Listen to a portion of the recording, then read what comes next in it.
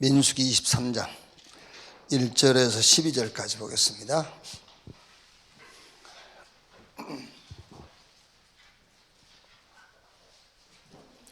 한 절씩 교독하겠습니다. 발람이 발락에게 이르되 나를 위하여 여기 제단 7을 쌓고 거기 숫송아지 7마리와 순양 7마리를 준비하소서 하매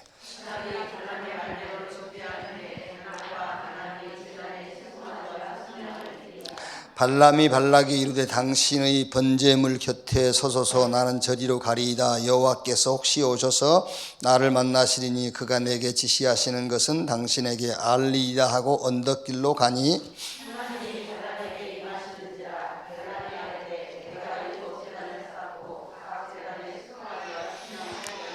여호와께서 발람의 입에 말씀을 주시며 이르시되 발락에게 돌아가서 이렇게 말할지니라.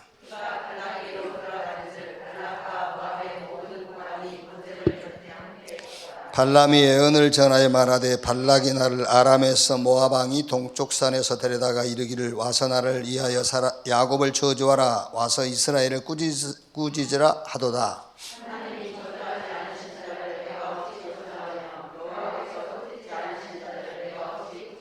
내가 바위 위에서 그들을 보며 작은 산에서 그들을 바라보니 이 백성은 홀로 살 것이라. 그를 여러 민족 중에 하나로 여기지 않으리로다.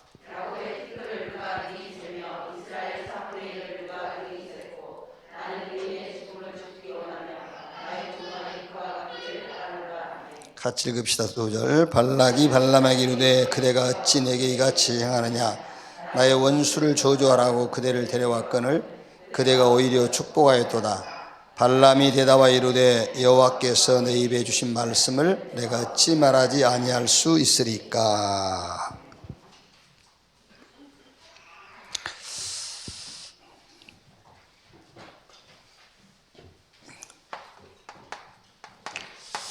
우리는 그냥 일반 종교나 불신자들이 말하는 그런 이제 응답이 아니고 우리는 참 응답을 가진 사람들이죠. 그래서 달라요. 근데 우리는 이제 자꾸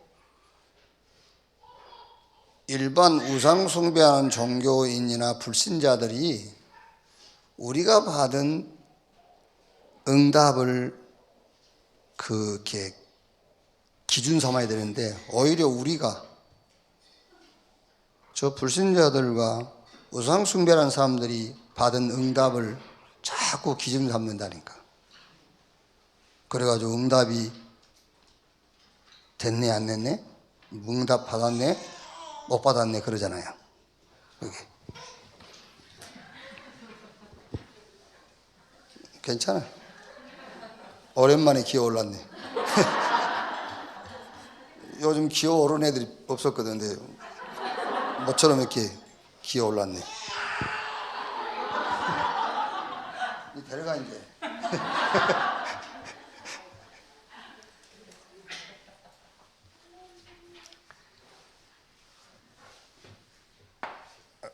이번 주 제목인데요. 참 응답을 가진 사람. 이제 지금 그 민수기 22장에서 그 24장 쭉 내용을 보면은 중요한 메시지들이 많이 들어있어요. 우리 안에 들어있는 그 하나님의 은혜로 구원받은 저와 여러분 속에 들어있는 무속신앙, 혼합신앙, 그거 완전히 그냥 꺾으면 안 돼. 꺾지 말고 뿌리를 뽑아야 돼요. 그래야 치유돼요. 그게.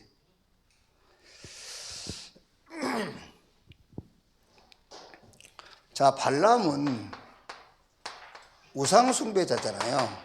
이게 발람이 우상숭배자예요. 귀신성기는. 근데 발락은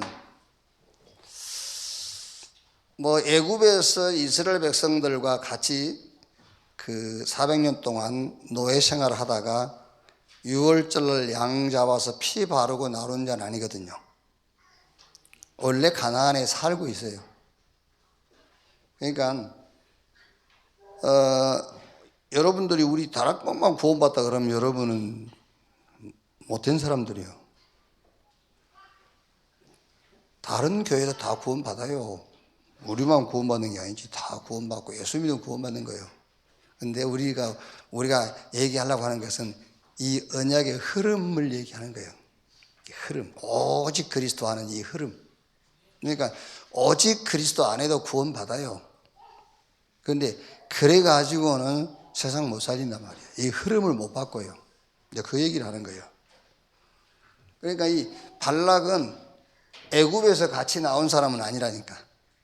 가나안 땅에 살고 있는 성경으로 볼 때는 그 하나님의 백성이 맞아요.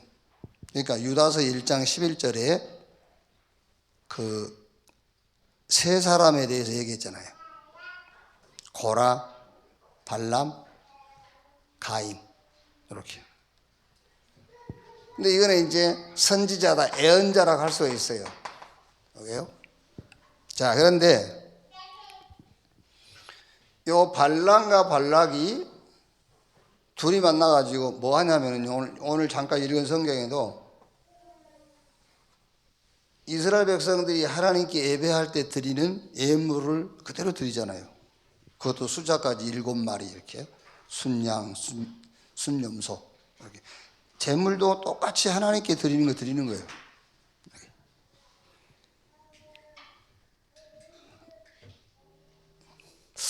그런데 여러분, 이것만 여러분이 알고 가도 참 어떻게 보면은 평생 교회 다녀도 그 정리 안 되는 거 정리하는 거예요.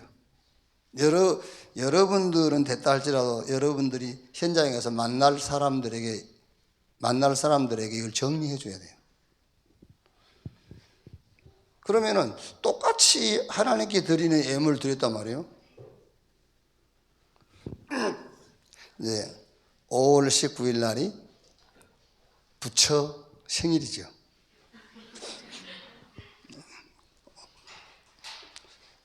그 정확하게 말하면은 석가모니 부처 생일이에요. 부처 생일이 아니고 석가모니 부처. 그러니까 불교에는 부처가 많아요. 그래서 불교 신자들도 부처가 되려고 신앙생활 하는 거예요. 부처. 이렇게 해탈하려고 이제 깨달았다. 불교의 최고의 깨달음이 뭐냐면요. 무예요, 무. 아, 없구나. 그 깨달은 것이 불교에서는 최고로 깨달은 거예요. 없구나, 무. 그래서 나무아비 타불 그 말이잖아요. 이제 그래야 불교에서는 깨달은 거예요. 무. 저 산인데? 아니야, 네가 산이라고 생각하니까 산인 거예요. 산이 아니라고 하면 산 아닌 거야. 이런 거거든요. 정신병자들이 모인 거지.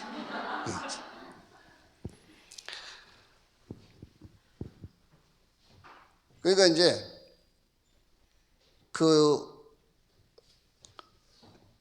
누가 이제 전도하려고 절에 다니는 사람한테 왜 무슨 석가 생일에 등을 달고 기아장을 사서 소원을 기록해서 이렇게 가서 빌고 그러냐. 그러니까 그분 하는 말이 아니 교회도 11조 드리고 그건 거 맞았냐.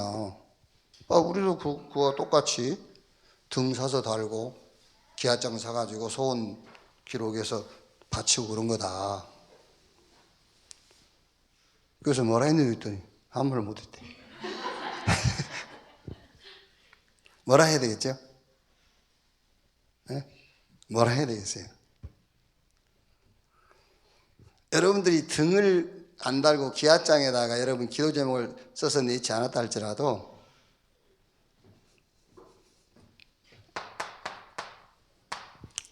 소원인데 내 소원을 놓고 11조 했다면 기아장에다가 이름 쓴 거하고 똑같은 거예요. 알겠어요?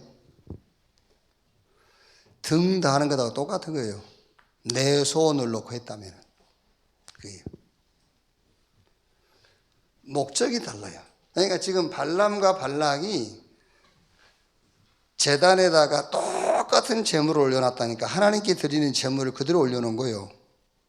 근데 왜 그게 우상숭배며 왜 그게 하나님이 싫어하는 거냐? 발람의 소원을 놓고 한 거라니까. 그게요, 하나님의 소원이 아니라니까. 발람의 소원. 단 한 개라도 여러분 소원을 놓고 예배를 드리거나 헌금을 했다, 그 우상숭배예요. 아시겠어요? 그거 하나만 정리해도 평생 교회 다닌 그 응답 받은 거예요. 그거 하나만 정리해도. 우리는 뭐죠? 우리 소원이 아닙니다, 여러분. 첫째는 감사함으로잖아요. 감사밖에 할 게 없어요. 그렇죠? 감사함으로 드리는 것이지 뭘 소원을요. 진짜 소원이 있다면은 하나님의 소원을 놓고 드리는 거예요. 그래서 성전 건축에 대한 헌금, 그게 성전 짓는 우리 소원은 아닙니다, 여러분. 하나님의 소원이에요. 그래서 하나님의 소원을 놓고 건축 헌금을 드리는 거예요. 우리가 지금 이제 기도 제목이지만은 그건 우리 기도 제목이 아니야. 하나님이 주신 기도 제목이요. 메시지 속에서 우리는 렘넌트 교회를 짓고 치유 교회를 세우고 서밋 교회를 세운다. 그게 우리가 만든 게 아니고 메시지 속에서 하나님이 주신 소원이에요. 그게 하나님의 소원이라니까. 그걸 놓고 우리가 헌금하고 헌신하는 거예요. 그게요.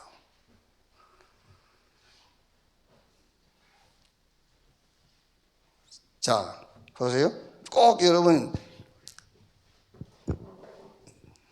눈 감고 있지 말고 진짜 딱 그것만 정리해도 돼. 아이고 아들 잘 되게 해주세요. 그거는 기아장에다 이름 써가지고 한 거 똑같으니까. 그게. 그러니까 진짜 하나님 앞에 나와서 뭘 하든 간에 기도도 똑같아요. 기도도 내 소원을 비는 게 아니에요. 그래서 말씀 듣고 기도하는 거잖아요. 말씀 들으면서 하나님의 소원을 말씀 들으면서 찾는 거예요. 그거를 기도하는 거예요. 그게요. 내 소원 아닙니다. 하나님의 소원. 우리는 뭐함으로? 감사함으로 해요. 자, 발락이 요 말씀 속에서 여러분 진짜 이게요, 내 속에 들어있는 요 무속신앙 요거 완전히 없애야 돼요. 그러면 쉽잖아요. 내 소원을 놓고 신앙생활 하는 것이 아니구나. 하나님의 소원을 놓고 하는 것이구나. 그러면 끝나는 거예요. 그래서 먼저 그 나라와 그 의를 구하라. 그리하면 이 모든 것을 너에게 더하시리라. 그렇지.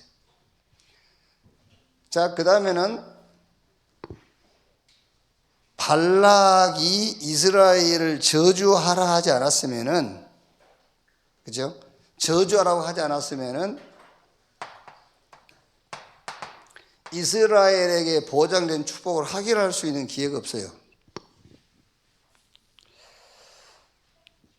자, 여러분, 어떤 일, 사건, 문제를 만났을 때는 그리스도 예수 안에서 저와 여러분이 받은 축복을 확인하는 기회예요. 문제 안 만나면 확인 안 해요. 그렇죠? 어떤 사건이 안 터지면 확인할 수 있는 기회가 없어요. 이 발람이 지금 이제 이 말씀이 발락이 발람을 불러가지고 이스라엘을 저주하라 하니까 하나님이 발람에게 주신 말씀이란 말이에요.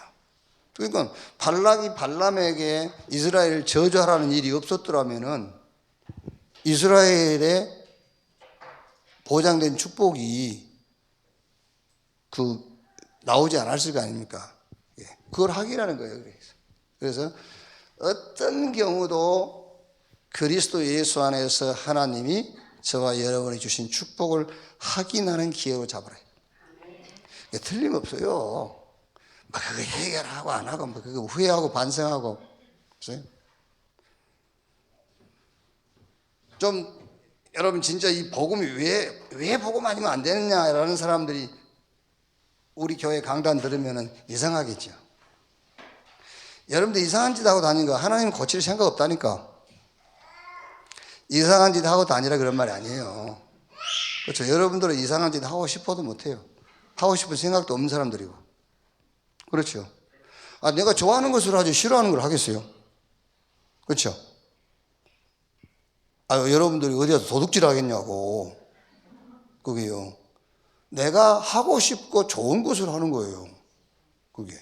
내가 하기 싫은 걸 합니까? 하고 싶은 걸 하지. 그게. 꼭 확인하세요. 실패했다, 성공했다. 그것도 별로 중요하지, 하나님 앞에서는. 하나님 앞에서 여러분이 성공을 하고 실패하고 하나님이 성공한 놈 좋아하고 실패한 놈 싫어하겠어요? 그러면 하나님이 아니지. 그렇죠? 키 크면 좋아하고 키 작으면 싫어하고 그럼 하나님이 아니지. 그건 우리 인간 수준이에요. 그 인간 수준. 예를 들어서 하는 얘기예요. 키를 가지고 꼭 확인해야 돼요. 확인하는 시간표. 거기.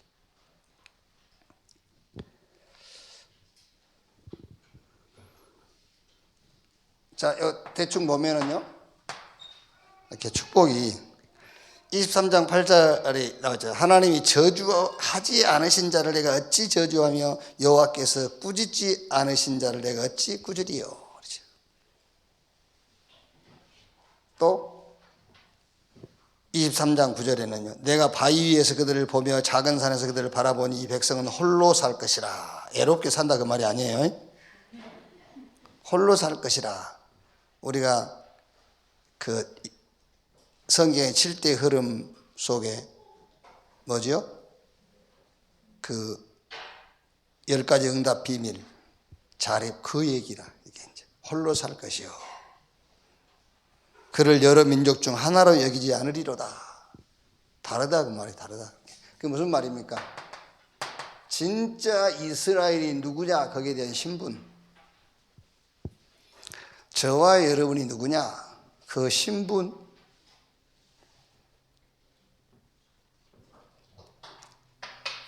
이 신분 속에 다 있잖아요. 신분 속에 권세도 있고 능력도 있고 다 있어요. 신분학이라는 거예요. 여기 23장 10절에 보면 야곱의 티끌을 누가 능히 세며 이스라엘을 4분의 1을 누가 능히 셀고 나는 의인의 죽음을 죽기 원하면 나의 종말이 그와 같기를 바라노라. 이스라엘의 티끌을 누가 세며 이스라엘의 4분의 1을 누가 셀고. 그건 무슨 말입니까? 셀 수 없는.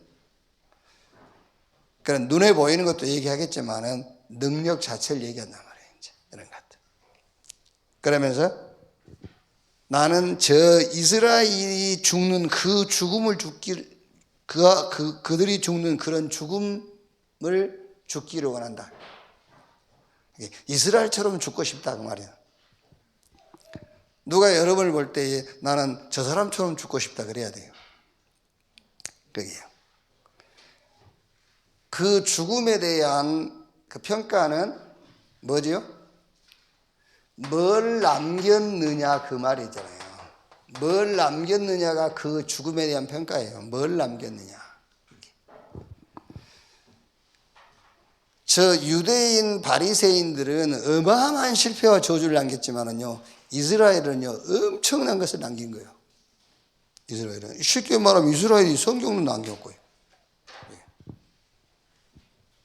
뭘 남겼느냐? 어떻게 죽었느냐?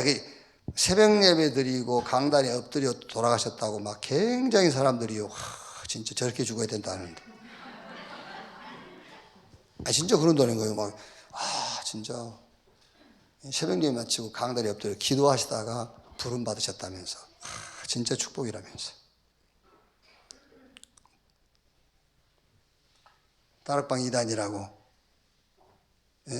복음 운동한 거 방해하다가 그렇게 가셨는데 새벽 예배 강단에 엎드려서 끝마치고 강단에 엎드려서 기도하다가 소천했다고 그거를 뭐 대단한 것처럼 얘기한다니까요. 봄에 죽으면 좋고 겨울에 죽으면 안 좋습니까? 그게요? 우리 옛날에 객사라고 그러잖아요. 객사. 집에 나가 죽으면은 마을 입구로도 못 들어오잖아요. 저 뒤로 돌아서 돌아가고 알죠 그런 거예요? 그렇게 어디서 어떻게 죽었냐 그걸 얘기하는 게 아니고 뭘 남겼느냐 그 말이에요. 뭘 남겼느냐.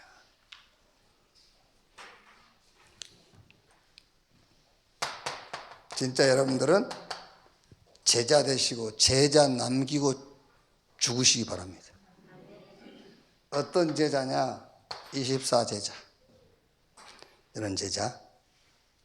막 한 현장이에요. 막 24 할 수 있는 이런 제자. 그걸 남기고 죽어야 교회 신앙생활 하신 분들이 여러분이 죽어서 장례 치를 때 오셔가지고 나도 저 집사님처럼 죽고 싶다 그러지. 그게요. 밥 먹고 방에 들어가 주무셨는데 아침에 가보니까 돌아가셨더라. 그렇게 죽고 싶습니까?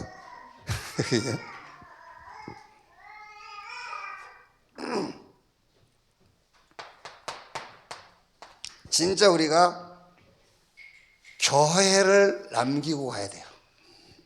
교회를 남기고. 어떤 교회입니까? 렘넌트 교회, 치유 교회, 서밋 교회. 이런.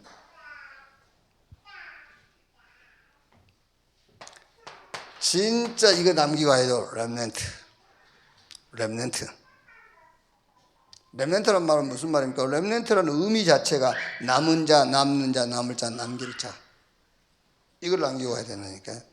그래서 우리는 어떻게 죽었느냐 중요한 것이 아닙니다. 뭘 남겼느냐가 중요한 거예요. 뭘 남겼느냐. 이렇게. 우리가 앞으로 하나님 주실 응답도 많겠습니다만은 여러분들이 일단은 RBS에서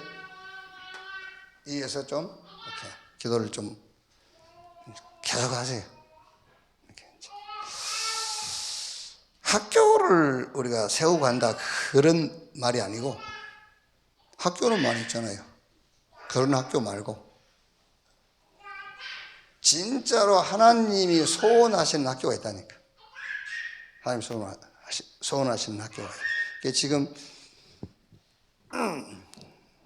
친구들이 그러더라고요. 야, 너는 너무 예민해 그러더라고요. 좀 예민하거든요. 여러분 잘 모르실 거예요. 그리고 이제 우리 유순이 원사 보면 이제 몇 년째 쉽게 말하면 우리 교회는 비서를 줄 수 있는 형편이 안 되니까 이제 자기 남편이 받아온 월급에서 자기가 떼서 비서 월급 쓰면서 내 비서 노릇하는 거예요. 이제 신경을 많이 쓰죠. 이제 오면 뭐 내 몸 상태도 이렇게 컨디션 상태도 아니까는요. 근데 아무리 막 신경 써서 해줘도 이게 안 돼. 그런데 감기 걸려서 감기약 한두 번 탁 먹으면 정상적이 돼요. 이게 지금 한두 번이 아니고 계속 그러거든요. 그러니까 음식을 많이 먹었다, 소식했다, 대식을 했다, 뭐 짠 걸 먹었다, 매운 걸 먹었다, 그게 아니라니까. 감기약 속에 뭐가 들어있냐면은 항생제 들어있어요. 항생제만 들어갔다 하면 정상이 돼요. 그게 무슨 말이죠? 염증이 계속 생긴단 말이에요. 그게 이제 염증이 왜 생기냐? 나는 안 그런 것 같은데 굉장히 신경을 쓰는가 봐요. 그러니까 좀 신경이 좀 안 좋아요. 쉽게 말하면 성질이 덜은 거지. 넘어간 것 같은데 안 넘어가고 있단 말이에요. 이제. 근데 이제 나도 감기 안 걸리고 싶거든요. 별로 어쩔 때는요, 이게요, 진짜 장이 안 좋을 때는요, 감기 걸리고 싶다니까. 빨리 그 항생제를 먹어야 되니까. 근데 요즘 약국에서 항생제를 안 팔아요.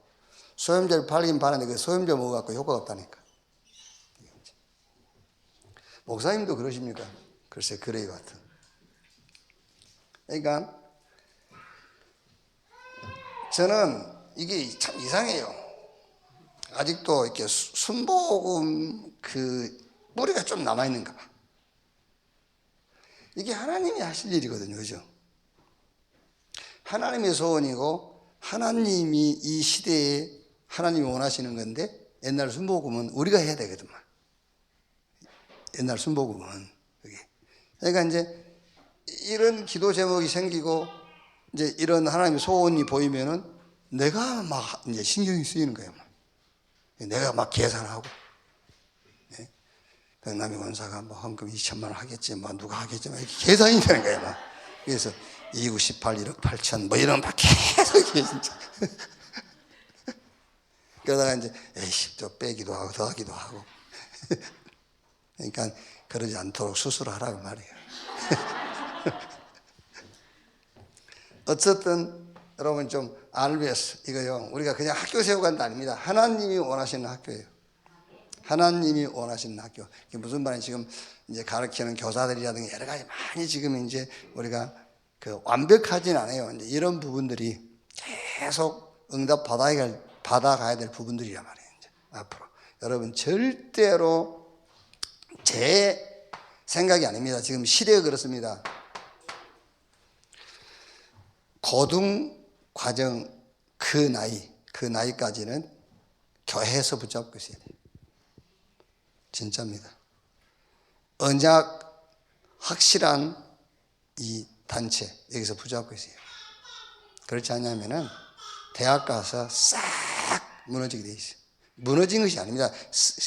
이미 안 세워져 있는 겁니다. 대학 가서 무너졌다는데 언제 서기라도 했어? 그렇지 않습니까? 군대 가서 무너졌다는데 무슨 세워지기라도 했냐고. 세워지면 안 무너져요. 못 세워놨기 때문에 그런 것이지 세워지면 안 무너져요. 고등학교 때까지 확실하게 딱 세워놔야 돼요. 절대 안 됩니다, 여러분. 안 되게 돼 있어요. 그게. 꼭 기도하셔야 돼요. 이렇게.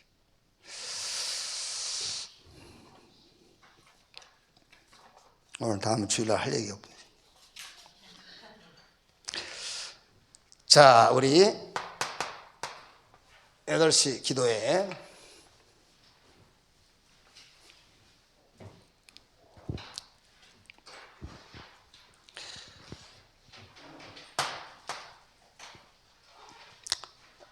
뭐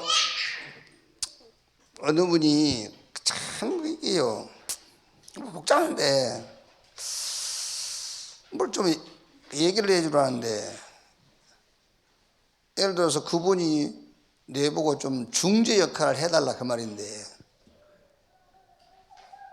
저분이 자기들 관계를 내가 알고 있다고 했을 때에, 그죠? 모르고 알면서도 모른 척 해야 되는데, 내가 중재 역할을 해주면서 목사님이 지금 우리 두 사람 관계 문제를 알았네? 라고 했을 때는 신앙생활 하기 힘들다니까.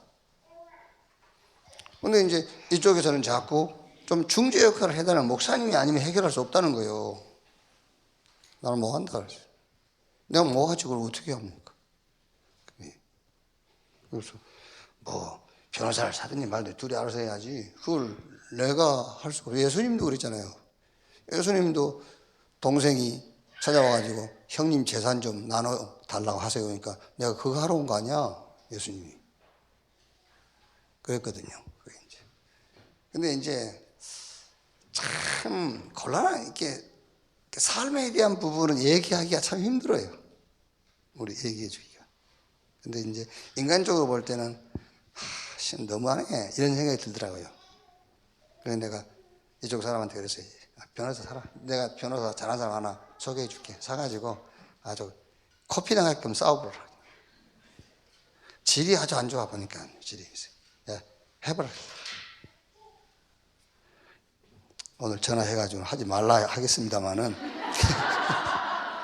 근데 너무 교회 다니면서 너무 안 좋은 사람이 있더라고 진짜. 정말이에요. 진짜 저런 사람 우리 교회 안 나왔으면 쓰겠다 싶을 정도로 너무 삶이 엉망이고 막 인간관계가 너무너무 안 좋은 사람이 있어요. 그게. 그래도 뭐 구원 받았으면 다행입니다만은 이제 조금 참 그런 것들은 조금 누가 말할 수 있는 것은 아니고 좀 스스로 좀 했으면 좋겠다 그런 생각이 들더라고요. 이제. 그러나 우리는 우리 신앙의 방향은 이겁니다. 주님이 오신 목적. 이게 우리의 신앙생활의 방향.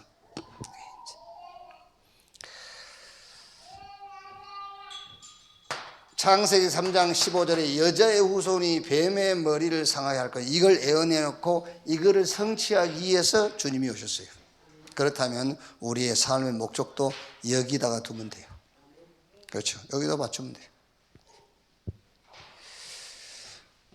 그러나 여러분, 성경에도 여러 가지 병을 치유하기도 하고 경제에 대한 엄청난 축복도 약속하셨고 주셨어요. 이삭 같은 경우는 다른 사람에 비해서 100배로 받았어요. 요셉은 경제 가지고 세계 살렸어요. 그런데 뭘 알아야 되냐면 지금 창세기 3장, 6장, 11장 이게요, 인간의 목적, 삶의 기준과 구조, 우리의 생각과 마음 완전히 다 바꿔버린 거예요, 이게. 자, 그렇게 되니까 어떻게 되겠죠? 그렇게 되니까는 결국에 병들고 삶이 무너지고 인간관계가 다 깨지는 거예요. 그렇게 되니까.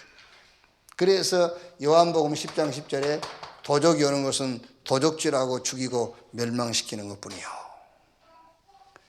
자, 그래서 여러분, 하나님이 하시는 일이 뭐냐, 그거를 알아야 된단 말이에요. 하나님이 하시는 일. 우리 인간 창조 이전에 영적 세계에 타락이 있었습니다. 이 천사가 타락한 거예요. 에스겔서 28장 보시면은 두루와 시돈을 가지고 이 천사가 타락해서 사단이 되고 하나님을 대적하게 된 그런 비유로 기록을 해놨죠. 근데 요게 지금 이제 인간 세계에 와가지고 인간 세계를 완전히 실패시켜버린 거예요. 네. 요게 지금 하나님의 일이라니까. 이 안에서 지금 하나님의 일이 나온 거예요. 이 안에서 하나님이 하실 일이. 하나님이 지은 천사가 타락해가지고 마귀가 됐어요. 그게 에덴 동산 인간 세계에 와가지고 인간을 타락시키고 실패시켰단 말이에요. 그 인간을 구원할 일, 그게 하나님의 일이에요. 그래서 로마서 3장 23절, 모든 사람이 죄를 범하였음에 하나님의 영광에 이룰 수 없더니, 24절에서 25절에 하나님의 의 되시는 그리스도. 그래서 26절에 중요한 얘기 있지 않습니까? 이때 그러니까 하나님의 의 되신 그리스도를 보내셔가지고 이때 당신도 의로우시고 그를 믿는 자도 의롭다 하게 하려 하심이니라. 하나님이 책임감이 있었다라고 얘기하면은 그런 뭐 신학적으로 좀 논쟁거리도 되고 좀 문제도 되겠습니다만은, 그럼 예를 들어서 하나님께서 그리스도를 육체를 입고 그리스도께서 이 땅에 오셔서 십자가에 죽으시고 타락한 인간을 구원하셨는데 하나님 괜히 했겠어요? 하나님 괜히 그랬겠냐 말이에요. 결국은 인간 창조 이전의 영적 세계의 타락, 요게 인간 세계의 실패로 이어진 거잖아요. 그렇다면 당연하게 인간 스스로 해결할 수 없는 문제예요. 하나님만 해결할 수 있어요. 하나님만. 그래서 그리스도를 보내셔가지고 그를 믿는 자를 의롭다 하셨는데, 그게 하나님 당신의 의의를 이루시고 그를 믿는 자를 의롭다 하기 위함이라고 하셨단 말이에요.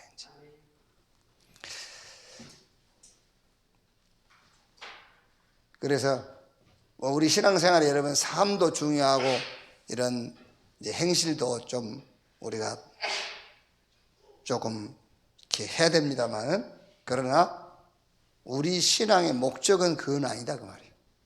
목적이 그것이 아니다 그 말이지 괜찮아 그 말이 아니에요. 안 괜찮아요. 인간관계를 맺고 우리가 사회생활하고 세상을 살아가는 데는 안 괜찮은 겁니다. 그러나 그것이 주님이 오신 목적이 그것이 아니기 때문에 거기다가 목적을 두고 우리가 신앙생활을 하는 것이 아니라는 걸 얘기하는 것이지. 자, 그래서 아무 갈등도 안 해도 됩니다. 요한복음 10장 10절에 도적이 오는 것은 도적질하고 죽이고 멸망시키는 것 뿐이라고 했기 때문에 도적만 잡으면 돼요. 도둑놈만. 그러면 이거 도둑놈을 잡아버리면은 삶의 목적 바뀝니다, 여러분. 우리 삶의 목적이 자꾸 다른데 간다는 말은 지금 도둑놈이 들어있단 말이에요. 네? 도둑놈이 들어있단 말이라니까. 그러니까 이 도둑놈만 잡아버리면은 삶의 목적도 우리 그 살아가는 삶의 구조와 습관과 마음과 생각도 싹 회복되게 돼 있어요. 예. 요게 회복이 돼야 삶이 회복이 되는데 그 삶이 어느 정도 회복이 된다 그 말이냐면은 237과 5천 종족을 살릴 만큼 회복이 된다 그 말이에요. 그러니까 요 도둑놈만 잡아라. 예수님께서 그렇게 말씀하신 겁니다. 하나님의 아들이 나타나신 것은 마귀의 일을 멸하려 하시며 이 도둑놈을 잡아버리기 위해서 왔단 말이에요. 요놈만 잡으면은 일단 삶의 목적 바뀌잖아요. 모든 우리의 삶의 방법, 구조, 습관 이렇게 바뀌게 돼 있어요. 생각도 마음도 바뀌게 돼 있어요.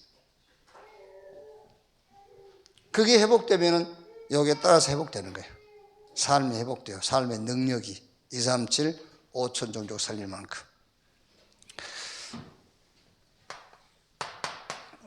자, 영혼적 렘넌트.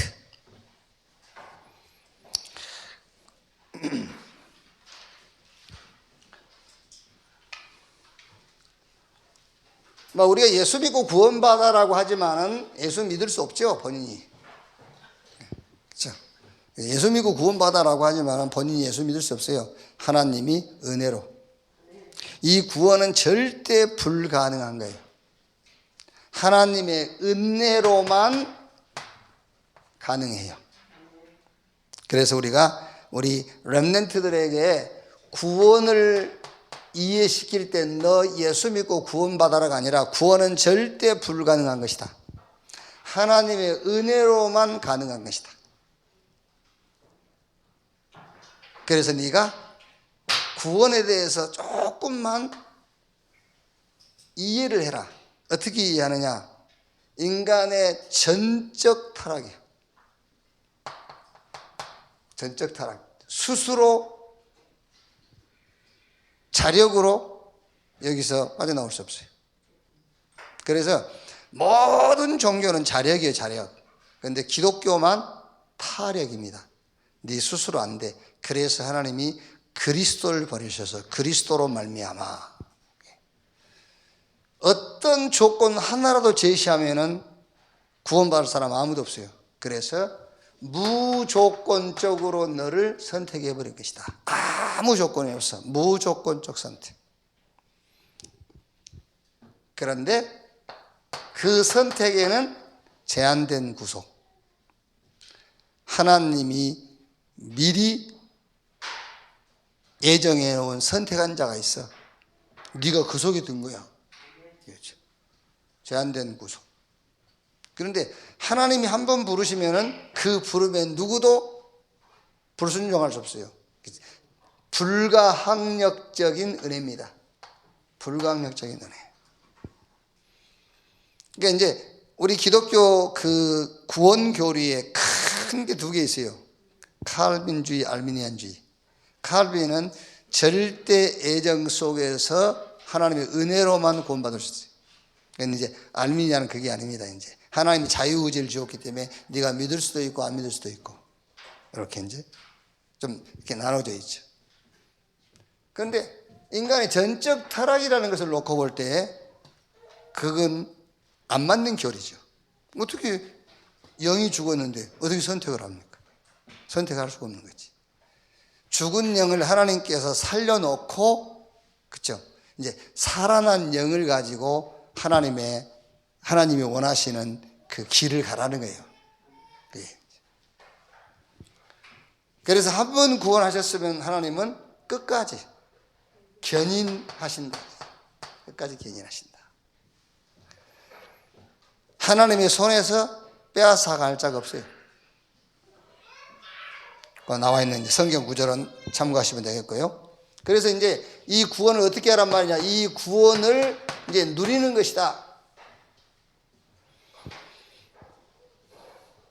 그래서 구원을 누린다고 할 때에 세절기, 유월절, 오순절, 수장절 이 비밀을 가지고 조금 설명해 주면 되겠죠. 유월절, 이게 이제 여러 가지로 대상에 따라서 조금 설명해 줄 수가 있겠죠. 유월절, 피 바르는 날 애굽에서 나왔다. 예수 그리스도의 십자가의 죽음, 네가 붙잡는 순간 출을 설명은 잘해줍니다. 출, 모든 것들로부터 출이에요. 모든 것으로부터. 사단에게서도 출. 근데 그거는 잘 알거든요. 그런데 나에게서 출은 잘 몰라. 나에게서도 출해버린 거예요. 그래서 진짜 이제 이 구원을 누린다라는 것은요, 지금 창세기 3장이 나잖아요. 그러니까 사단, 세상, 나, 여기서 출했어요. 그게 유월절이에요. 그게 누림이에요. 구원의 누림. 나에서. 우리가 너무 막 자기 중심으로 욕심 부린 사람한테 한번 그렇게 물어볼 수 있어요. 너 구원 받았냐? 라고 물어볼 수 있어요.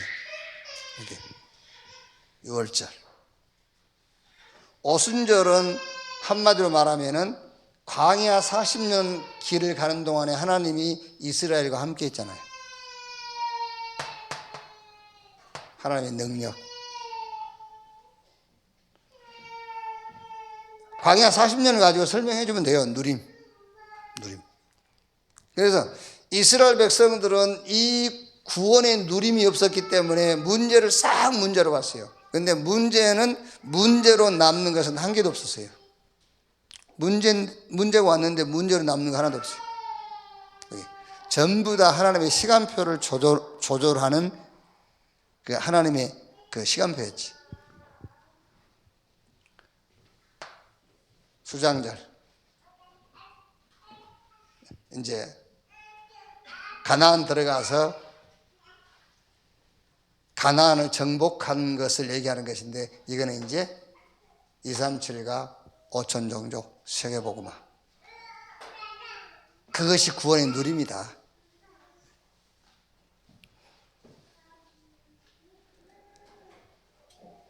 자, 그런데 이제 문제는 왜 이렇게 완벽한 축복을 가지고 있는데 어려움이 오느냐, 그런 말이죠. 그게 바로 다른 것이 아니라 서밋으로 가는 길이다. 서밋으로 가는 길. 어떻게 하면 되겠느냐?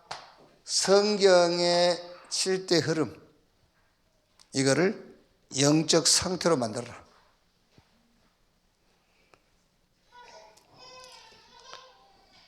그래가지고 현장에 서고 시대 앞에 서고 237과 5천 종족 앞에 서는 것이다.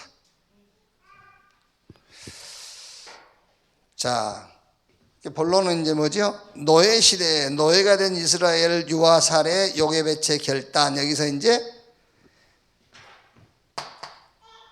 첫 번째에서 렘넌트의 결단. 렘넌트는 뭘 결단하면 되느냐? 하나님 나라의 세계관을 너는 결단해라. 하나님의 나라의 세계관으로 결단해라. 사단의 나라의 세계관은 뭐죠? 정복하는 거예요. 정복. 그러니까 결국의 끝은 멸망이에요. 세상 나라의 세계관, 가치관인데, 세상 나라의 가치관은 육신적이에요. 싹 육신적이에요. 그래가지고 영적인 축복 다 놓치고 결국은 실패해요. 그럼 하나님 나라의 세계관은 살리는 거예요. 그래서 너는 결단해라. 하나님 나라의 세계관 살리는 것이다. 자, 두 번째가 모세가 미리 가진 것 그랬거든요. 여기서 이제 우리 렘넌트에게 전할 것은 렘넌트의 길, 언약의 여정이다. 자, 여기 성경 구절을 보면 이제 모세의 출생이라든지, 그 모세가 출생할 때 바로 왕이 히브리인들이 남자가 태어나면 죽이고 여자는 살리라 했거든요. 그때 시작해가지고 살인자가 돼가지고 미디안 광야하고 다시 이제 하나님이 애굽으로 들어가서 히브리인들을 네가 건져내라. 또 이제 홍해로부터 시작해가지고 광야길에 이제 지도자로 서게 되죠. 이거를 모세가 계획한 거 한 개도 없어요. 모세가 계획한 게 없다니까요. 하나님이 당신 시간표 속에다가 모세 집어넣은 거예요. 그게 여정이란 말이에요. 언약의 여정. 그래서 렘넌트의 길은 언약의 여정이다.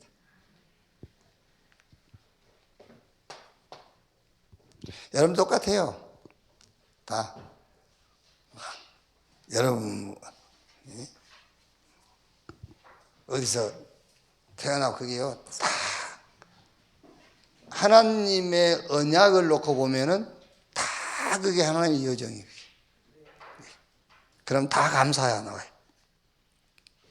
이후의 응답, 세절기, 언약궤, 성막. 여기에 메시지가 뭐죠? 렘넌트의 응답은 작품을 남기는 것이다.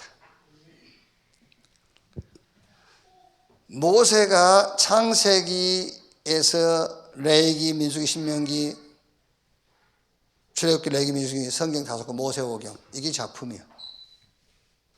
그래서 우리 렘넌트는 뭐가 됐네 안 됐네 그것도 좋지. 그러나 작품을 남겨라. 이 작품이라는 게 뭡니까? 작품이라는 거는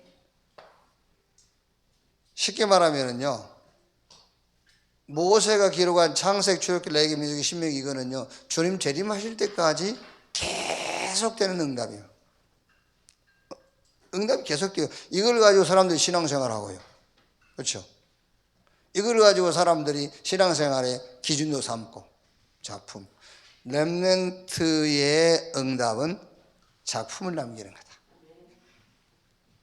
그래서 이거는 이제 우리 렘넌트들이 뭐 어떤 것을 남긴다 그게 아니라 작품을 남기는 것이 렘넌트의 응답이에요. 자, 이번 주 포럼은 어떤 경우와 상황에도 흔들리지 않는 신앙의 10가지 발판 내용이죠. 거기 이제 쭉 이렇게 보시면 되겠고요.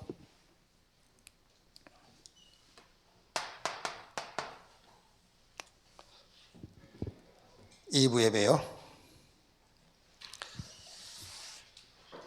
우리 싸움은, 우리 신앙생활은 영적인 싸움인데 사단은 자꾸 우리에게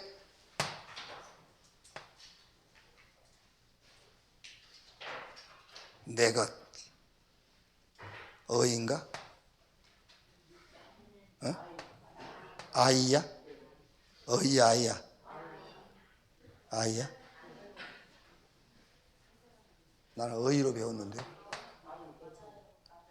맞아. 내 것. 어이지? 아이야?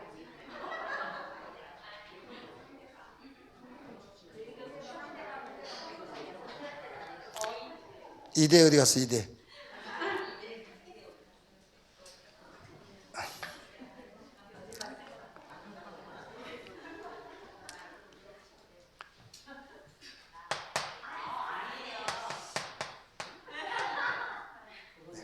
네, 너가.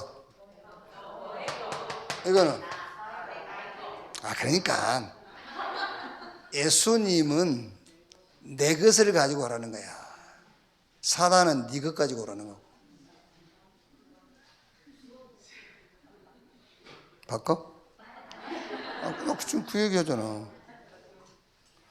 예수님은 내 것, 나의 것을 가지고 가. 그러고 사단은 네 것 가지고 와 그런다니까. 바꿀까?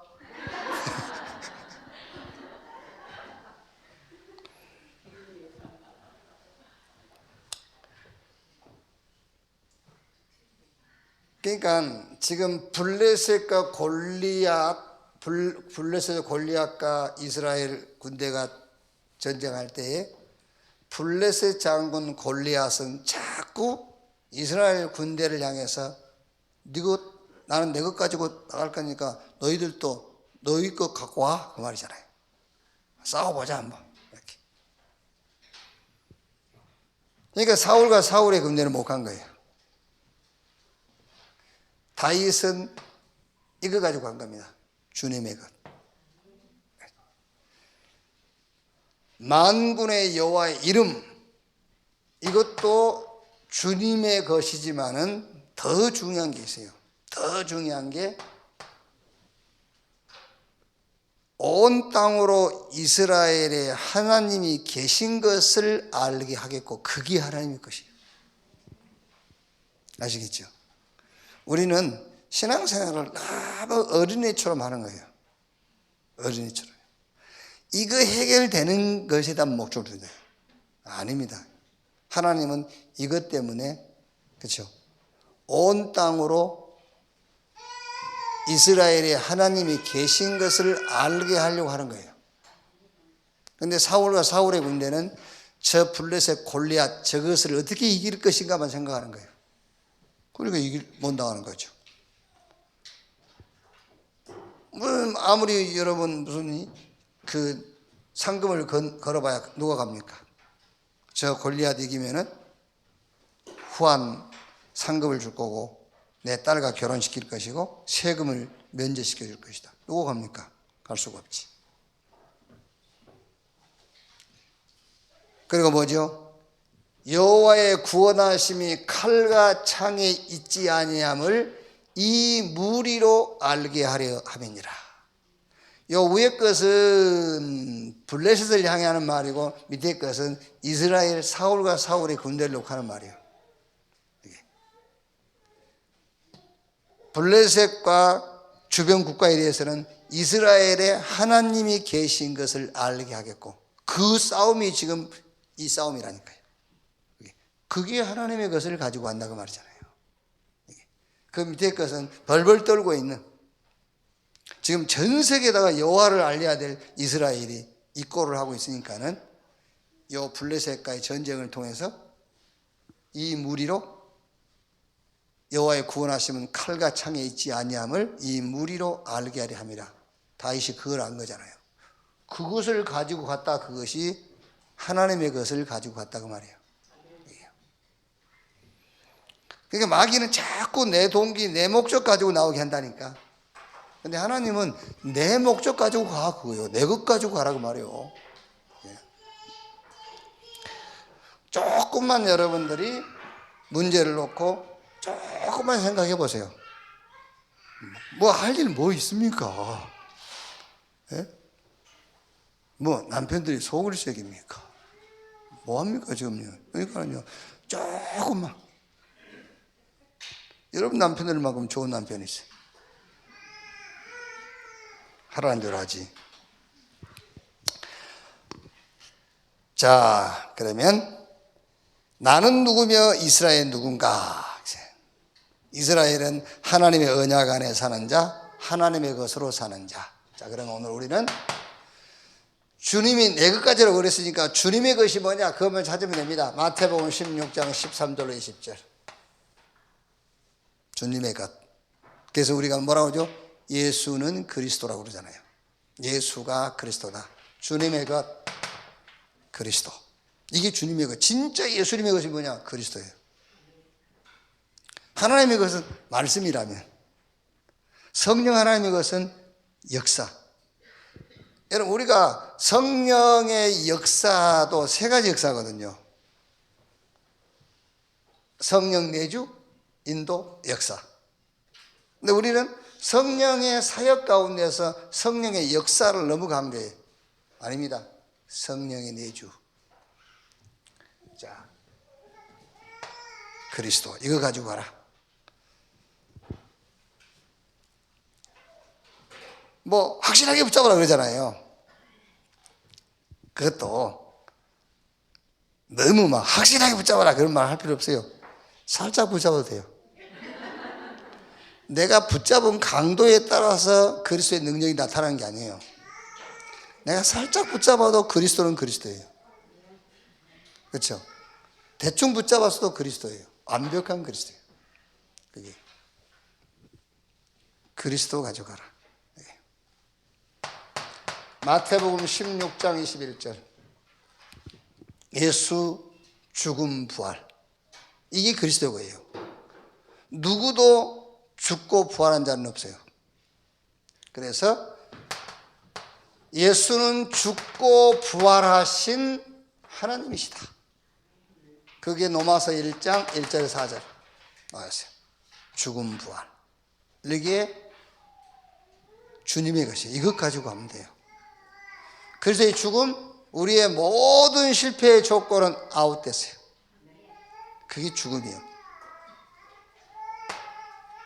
그리스도의 부활, 이제 승리하고 응답받을 모든 조건이 주어진 겁니다. 그게요. 부활하신 주님이 세상 끝날까지 함께 하겠다. 이건 이제 응용만 잘하면 됩니다. 예수 죽음과 예수 부활을 모든 것에 응용하시면 돼요.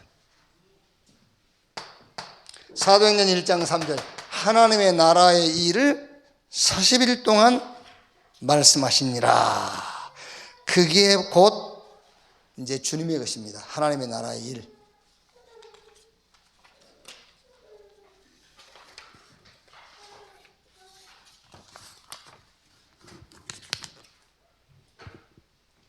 그게 뭐죠? 하나님 나라의 일을 40일 동안 말씀하셨는데 그게 부활 메시지예요. 가서 모든 족속으로 제자를 삼아라. 이게 주님의 것입니다. 이거 가지고 가는 거예요. 제자. 이거 가지고. 온 천하에 다니며 만민을 뭐 해라? 치유해라 그랬어요. 이게 주님의 것이요. 제자 삼고 치유하고. 그리고 그리스도의 증인 되는 겁니다. 이게 주님의 일, 주님의 것. 이거 가지고 가라. 자, 여러분 누구를 만나든지 이거 가지고 하면 돼요. 주님의 것 가지고. 제자, 치유, 증인. 이거 가지고 가라. 이렇게. 그러면은 뒷얘기는 안 해도 되지 않습니까? 이거 주님의 것 가지고 갔는데 주님이 하늘과 땅의 권세를 가진 주님이 세상 끝날까지 함께 하겠다. 주님의 것, 치유, 영육간의 치유, 이 답을 가지고 갔는데 주님의 것을 가지고 왔는데 보호자에 계신 주님이 함께 역사하사 그랬죠.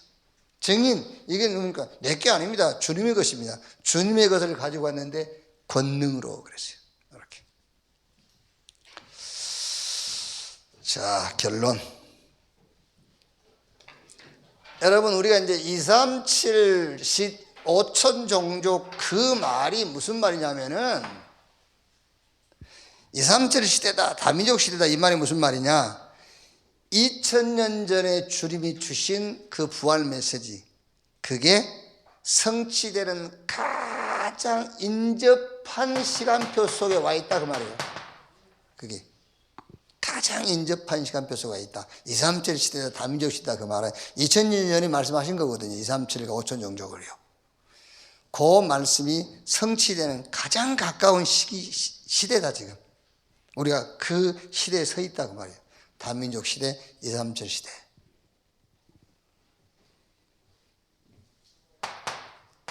요 시간표 왔으니까 이제 우리는 237 빈 곳, 무슨 말입니까? 주님의 것이 아닌 나의 것을 가지고 살고 있는 그 빈 곳입니다. 그게 빈 곳이에요. 우리가 237 빈 곳 하지 않습니까? 비어있는 곳. 주님의 것이 아닌 내 것을 가지고 산다니까. 거기 가서 복음 운동에서 제자 삼고 치유하고 증인으로 세워라. 가서 뭐 하면 됩니까? 이거 하면 돼요. 그리스도.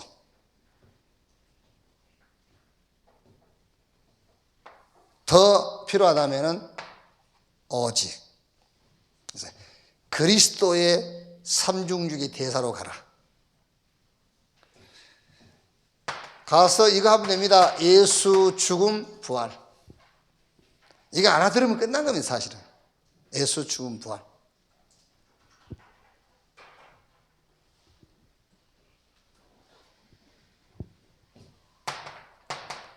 그래서 치유해버리라. 예수 죽음, 예수 부활로 싹 치유받아 버려야 돼요. 치료는 안 돼요. 치유받아야 돼요. 실패의 조건, 그리스도께서 죽어서 끝내버렸어요.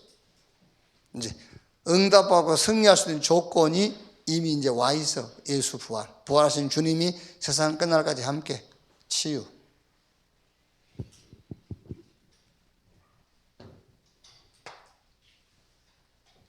하나님 나라의 일.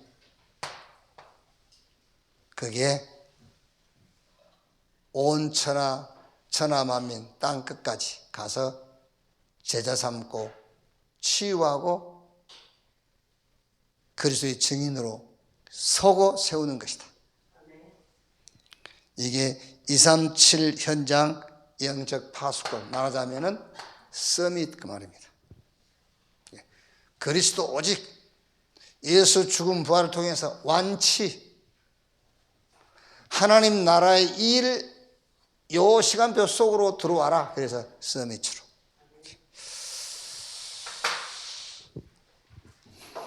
여러분이 가는 곳마다 예수가 그리스도 대신 그런 증거, 그래서 증인으로 사람 살리는 자들이 되시기를 바랍니다. 하나님 감사합니다.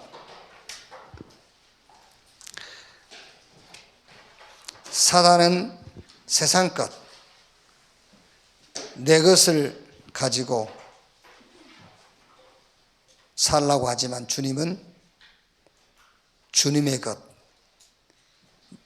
나의 것을 가지고 가라 하십니다.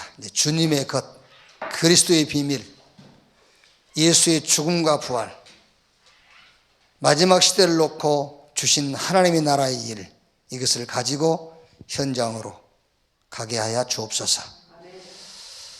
성령의 역사심이 우리가 하는 모든 일 가운데 나타나게 하시고 다른 증인이 아니라 예수가 그리스도 대신 증인의 삶을 살게 하옵소서. 그리스도이신 예수님의 이름으로 기도하옵나이다. 아멘. 헌금 전에 기도하겠습니다. 박혜자 권사님 기도.